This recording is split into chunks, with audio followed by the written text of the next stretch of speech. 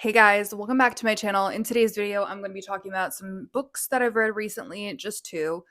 I feel like I have to do the videos two at a time because I know some of y'all can relate. I have temporary amnesia after I finish a book. So I had to start taking notes, y'all, and I never wanted to be that person. Nothing against y'all. Like, love y'all for doing the annotations and the notes, but I didn't want to stop reading my book, pull out the notes app, take some notes, but I have to. Like I literally cannot give y'all a book review, whether it's Instagram, Goodreads, YouTube, without taking the notes. And sometimes I've, like such a good thought about like a tiny scene and I gotta write it down. The Throne of Broken Gods, Gods and Monsters, #2 by Amber V. Nicole. So I will link down below my review of the Book of Azrael by Amber V. Nicole.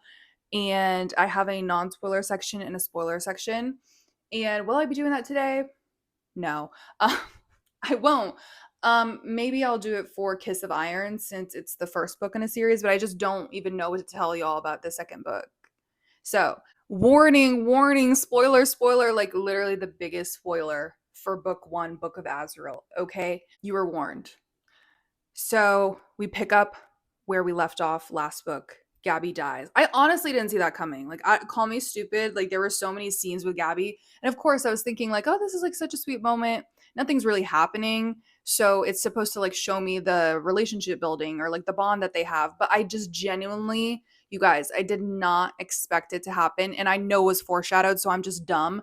But I did not think Amber would go there for some reason because it wasn't just like one or two cute scenes, which I appreciate, by the way. I hate laziness in writing where people just have like one or two cute scenes, kind of like Serpent in the Wings at Night, no tea, no shade. But like there's this cute scene or like one conversation that we're shown and we're given some context that they've known each other for a while. And then I'm supposed to be devastated like when that person's not around anymore.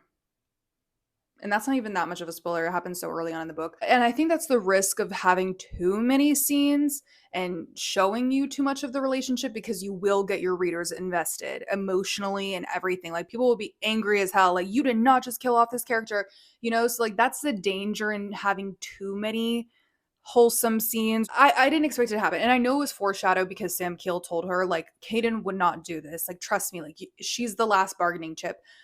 And I believed him too. And I believed him too because it just made no sense. Like why would Caden do that? I mean, I know he's heartless and doesn't actually care about her, but he's kept Gabby alive this whole time. So I really did not think this man would do it to her.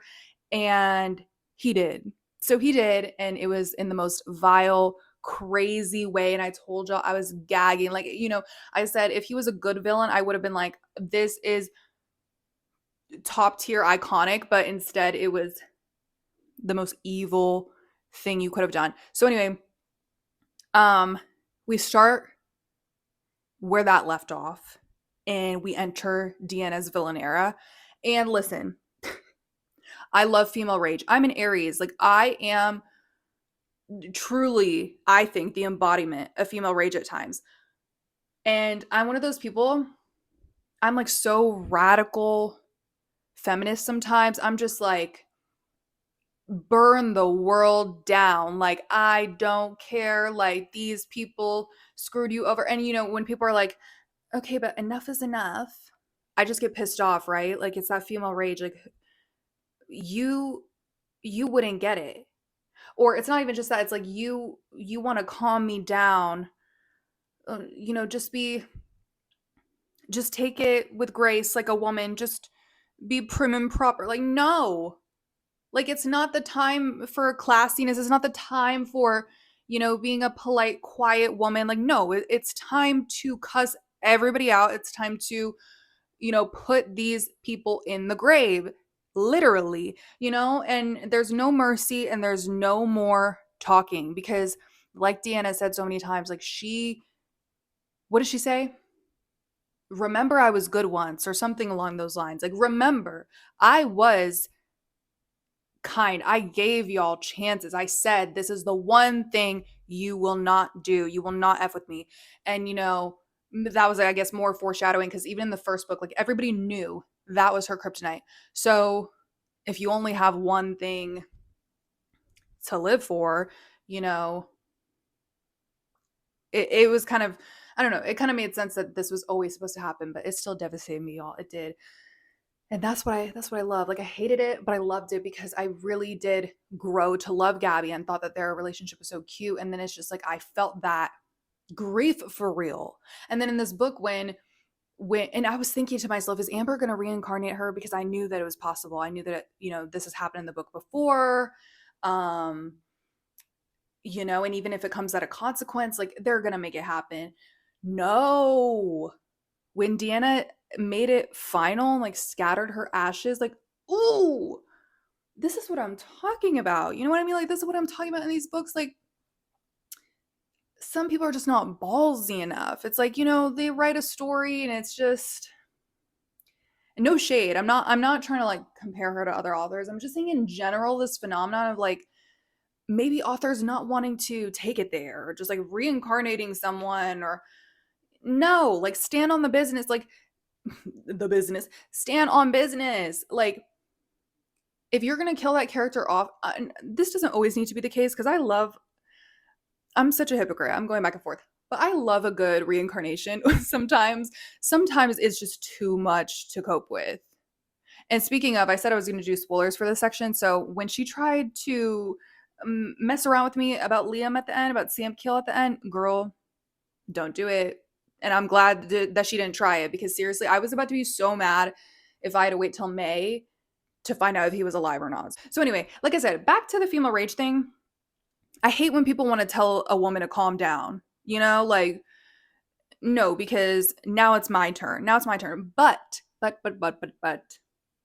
do they have a point? Sometimes, yes.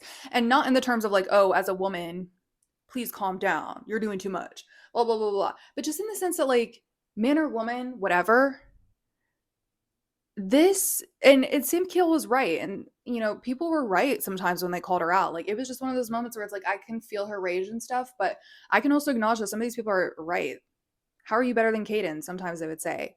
Or, this isn't going to make you feel any better. Like, it's going to make you feel worse. And Gabby would not have stood for this. And it just, and I guess she had to go to rock bottom to realize this, of course. So I get it. It was like part of the character arc or development, but it was very frustrating at a certain point. It was very frustrating because I was like, girl, it's getting to a point where I was like, yes, queen, like rooting for you. And then I was like, oh, whatever. But she had to go through that. She had to take it too far. She had to burn out. She had to lose her powers. She had to face those demons and actually start crying. You know what I mean? Actually start asking for help and opening up. And I really appreciated, I keep saying that. I really loved seeing Sam Keel defend her every step of the way and, not being afraid of her ugly side. Like, although I felt so bad for him at times, I was like, this is not okay. Is he going to give up? Like, Deanna and she's just like me for real. I was thinking like, is he going to give up? Like she's pushing it so far. She's not giving him an inch. And he still had faith. Like, need me a man like that. I hope my man is like that. But I thought like Rockrum Reggie was a traitor, but then he came through in the end. So I'm like, wait, what is going on with him? Like, and I think he proved himself to be loyal at the end, but I was just, and that was really frustrating me how I felt like nobody was loyal. It was just like, what is the moral of the story supposed to be? That, oh, they can only trust each other? Like, no. But I think Cameron still has a heart. It's just that he made the same sacrifice that Deanna made. But you guys, he needs to hang it up with this Xavier thing. Like, I am shipping for it. All right, I do ship it. And that last scene with them, like, I felt so emotional because I did know that it was just like maybe right person, wrong time, even though I don't really believe in that. But like, I felt deeply for these two. But sometimes I just feel like, I don't know if it was ever, I don't know. I just don't know how Xavier feels because I get Cameron's POV and I know how Cameron feels. But I don't know, like, Xavier, like, is he actually happy with that person? Like, it doesn't seem like it. Like, it's heavily implied that, like, Cameron missed his chance and Xavier's just, like, making the right choice for him. At the end of the day, love is a choice, but in a way. I just mean, like, who you choose to marry and stuff like that. Like you choose to wake up every morning and like, I love my spouse, you know? So I think he could possibly be happy with that guy. Like who knows? Like, but yeah, it's just one of those weird situations. So then I'm assuming they're gonna end up together if Cameron went out of his way to do this stuff. I don't know. Like, do we root for them? Let me know. I need Xavier's POV in the next book, please. The spice took way too effing long. Okay, yeah, I did write that, and it did. Can I just say, you guys, the amount of highlighting I did in the Kindle app, like highlighted so I could circle back. And trust me, I circled back. Like, let me tell you, the spice, specifically the dirty talk, I just love the stuff Sam Keel says. He is dominant, possessive. Well, it's not showing me the quotes. I guess y'all will just have to Google it yourself, but is quite delicious. Yeah, he's the type to talk you through it. That's all I'll say. Literally. So they have a time, but it took way too long. I was thoroughly annoyed by that. And they are each other's amata. I like that term. I don't know. I was tired of seeing mate. And Azrael being her dad and then him dying like 5 minutes later. I mean, I thought it was sweet that he was the one who ended up like helping her escape or whatever, but I was just like, what is this? I don't know. Like, where was the closure? And I still need more details about Gabby not being her real sister. And then,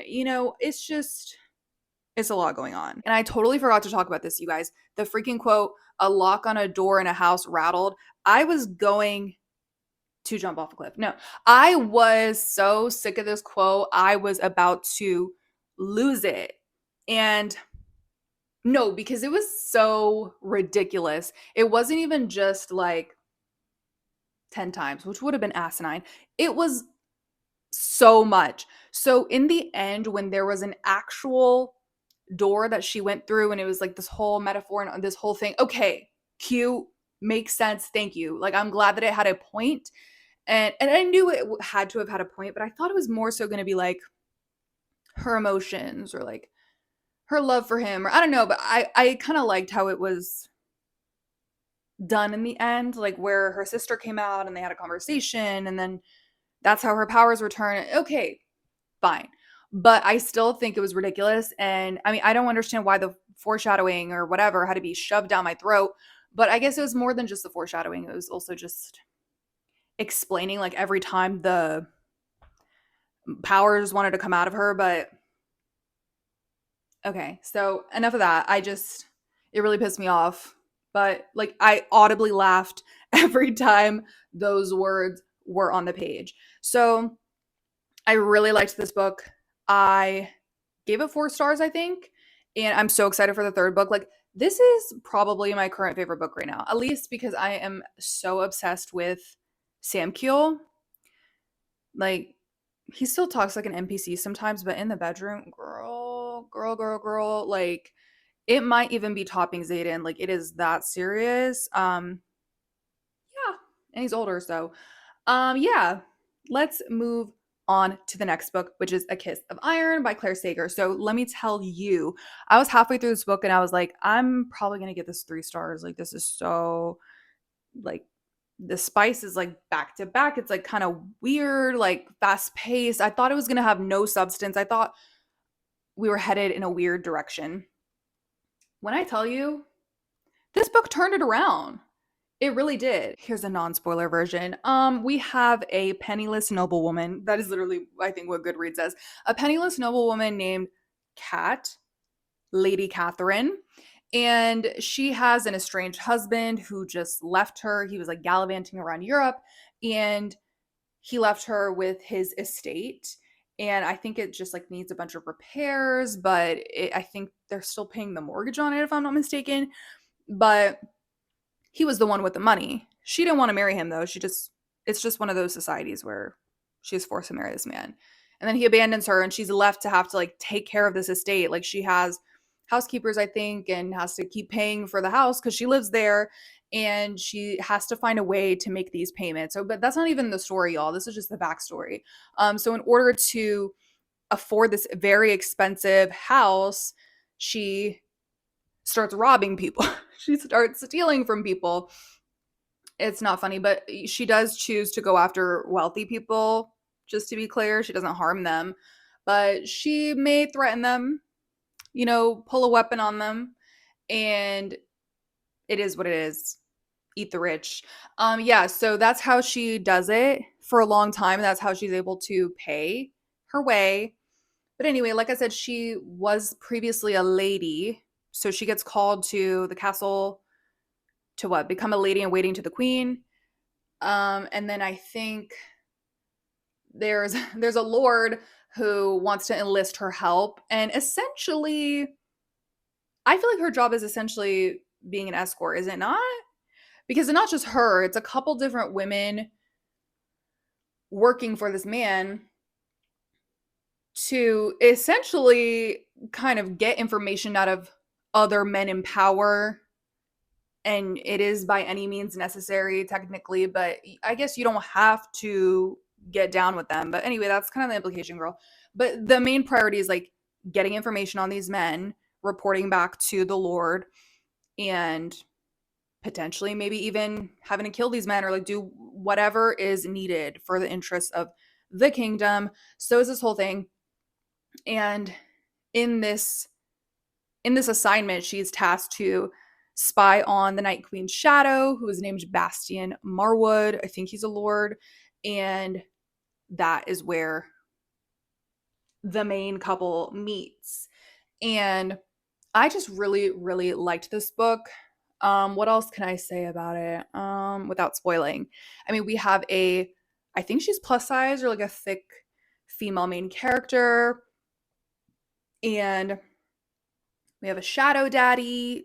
I'm sorry, I hate that term. This society is sexually repressed, like the women are. Like it's not encouraged for women to be sexually promiscuous and stuff like that. And like I said, she was forced into marriage, and that's a theme. And yeah, so let me just get into the spoilers. So there was the random murder mystery with Laura.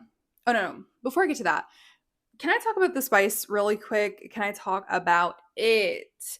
If you like voyeurism, this book is for you because there are a few scenes where this is described, whether it's accidental or intentional or just talked about, hypothetical. There's a thing there. And I don't want to say too much, but that has always been something I kind of find appealing. Not that I've ever done it or would have wanted, I definitely wouldn't want it done to me, but I can't explain it, girl. Don't at me, don't come for me, but it is what it is. So I was kind of pleasantly surprised because I didn't know that about the book, and just the fact that it was mentioned more than once, more than twice. It couldn't have been an accident, Miss Sager. It could not, Mrs. Sager, I don't know. It couldn't have been. So we see each other.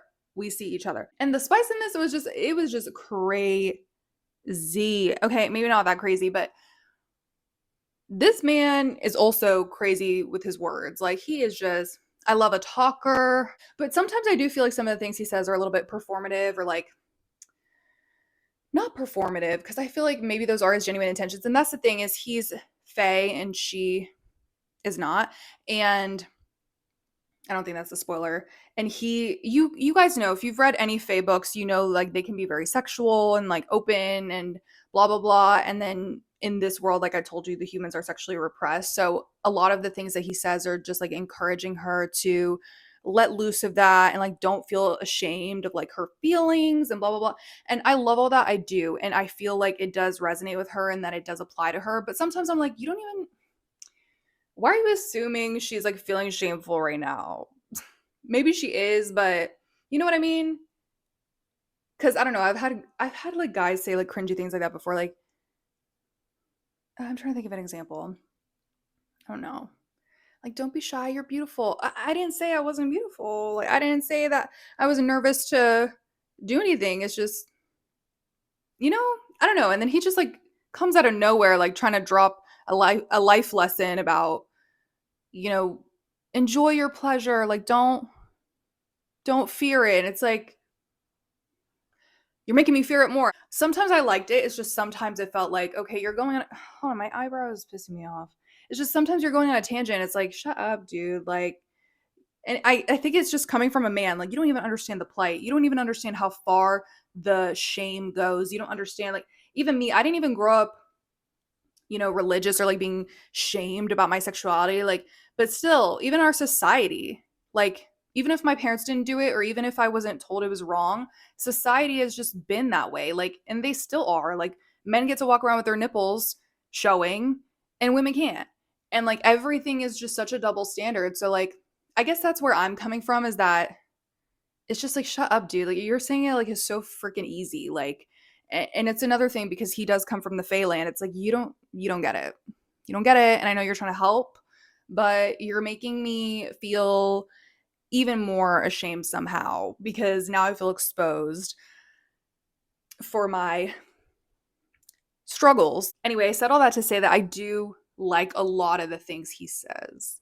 Not just like the sexual stuff, but like, he's right. He has a point. But I just think he should drop it sometimes. So anyway, moving on. I really liked the scene where Asher defended, what is her name again? Kat, against the fat shaming, and just that whole scene. I thought it was so cute. Like, I mean, the bare minimum, but like, no, he really came at him with such a classy clapback. Like, are we not meant to enjoy our cake? Like, is cake not meant to be eaten? Like, oh, period. Oh, period. Like, love him for that. And then when Bastien got his shadows out, like, I know that man was embarrassed. I did think that the part about the book that she was reading, oh, that was another part where he literally says the word smut. I don't want my books to be that meta. I don't. And it just gave me like Willa Collins vibes from Blood and Ash, which I loved that scene in From Blood and Ash, and I loved like the inside joke and continuous reference to Willa Collins. But for some reason, I didn't really like it in this book. I was just kind of like, this is cringe. Is it just me? I don't know. So it does pick up. Like, it starts getting a lot more interesting, because then Bastien finds out about her husband, that she's still married, and it's like totally not cool to do that type of thing in the Feylands, because I guess they get married forever or something. Um, and I just thought that was such like a good fight. Like, I don't know, like, she did withhold that information. Like, how could she?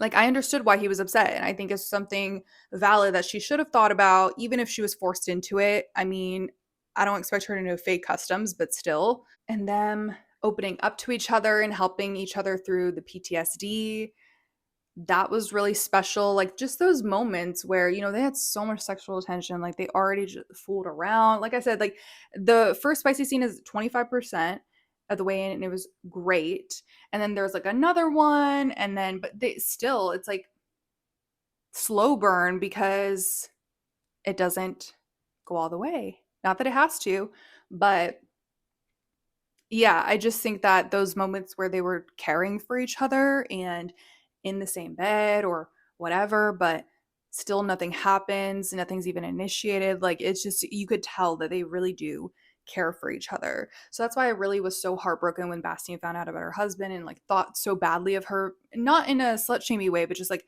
thought she lied to him, and like, you chose, he probably thought you chose to marry this man, like, you love him.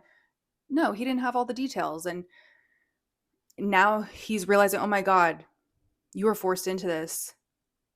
I feel so badly for you, kind of. But still feeling like, okay, but I can't really do anything here until you get divorced. And then he finds out she has to like have a certain amount of money to get divorced. And by the way, this whole time I'm thinking, like, why can't he give her all the money she needs to pay for the estate? Or like, why can't he give her the money to get a divorce? Like, what are you waiting for? So anyway, then oh, okay, I forgot to mention with the spice, there's a praise thing going on, praise kink, and I'm here for it. Then I think that the Fae party was a missed opportunity. I was looking so forward to it. I was like, this is gonna be like the Akatar, the Akamaf scene. Y'all know, what is it, chapter 52? Literally my favorite scene. And it didn't even like escalate that far. I was hoping it would be kind of like that, and it just wasn't. Like, he lied about needing to go there for work. So did they even do anything? They didn't do anything at this party. So I was like, what? What was this for? It was just kind of stupid. And then her sister, sorry for saying, I don't know, I felt a little mean saying that. And then her sister just came and went. Okay, I hope we circle back to that because now I know that something's going on with the sword. Like the sword helped the queen, and now she said, F that, I don't need a husband anymore. I got this sword. So I'm like, wait, what? How do they even know each other? What's the context? And why did her sister just come and go and didn't even, I know that they talked and blah, blah, blah, but it felt like they didn't even truly catch up. Like, okay, she found out the love story or whatever. And now what? Like, what are you doing here? Where have you been, Loca? Like, I thought you were dead. And I know that they talked about it, but I'm like, do you know what I mean? It's just she left so quickly. What's their method of contact moving forward? Like, are they going to meet up again? Like, it just, why would you not like leave with a plan to keep up with your estranged sister? Sus. So that felt silly. It kind of felt like maybe her only purpose was to bring the sword over, but it had to be her sister. Why? That's what I want to know. So yeah, the Lord Cavendish being a changeling, I found very interesting. Like I didn't know that he was, I mean, I suspected he was the one that killed Lara, but like also he was, who else did he cosplay? I don't cosplay. I don't know, but I thought that was interesting. Obviously I didn't expect it. Her uncle is effing disgusting. I am waiting for someone to kill him because I don't think that happened. But it was satisfying seeing Lord Cavendish die. I thought that was an iconic moment where Bastien has like two shadows and does it.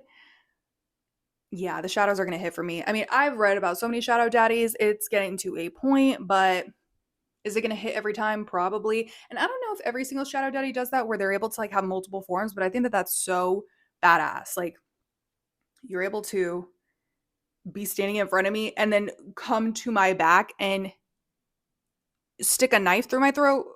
Wow. Also, and this is the last thing I put, why the F did Kat take the poison? It was explained to me. I'm still not really getting it. Like, why would you do that? That was very clownish behavior. Like, girl. So, yeah, I started the second book. I won't say much, but I barely started, so this isn't, well, I don't know if I should say it. But there's a very interesting premise moving forward that is so ridiculous. It's like, you know, girl, but I already know it's gonna hit. Like it's just gonna hit. So I am excited to read the second book. I know that the third book is coming out, I think sometime this year. So Miss Clare Sager, I gave this book 4 stars. I was so convinced it was gonna be just like a mediocre, average, book that had loopholes, and I'm sure there were some loopholes, but I thought it was gonna be just like spice beginning to end, just like all smut, no plot, essentially. And I thought that the characters weren't going to connect on like an emotional level or anything, but they did. They did. They connected on an emotional level. There is a plot going.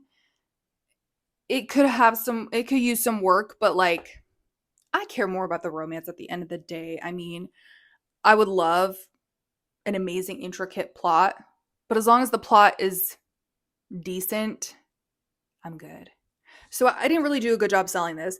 It's not a 5-star. It's not like my new favorite, but I am really liking it.